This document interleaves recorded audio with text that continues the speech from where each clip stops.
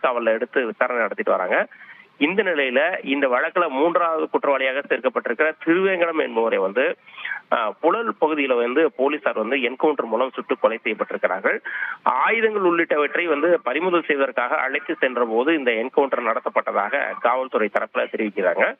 இந்த நிலையில இந்த என்கவுண்டர் சம்பந்தம் தொடர்பாக புழல் காவல் நிலையத்துல திருவேங்கடம் என்கவுண்டர் தொடர்பாக ரவுடி போலீசாரை ஆயுதங்கள் மூலம் தாக்க முயன்றதாகவும் ஆபாச வார்த்தைகள் பேசி தாக்க முயன்றதாகவும் உள்ளிட்ட 6 பிரிவுகளின் கீழே புழல் காவல் நிலையத்துல வழக்கு பதிவு பண்ணியிருக்கிறாங்க.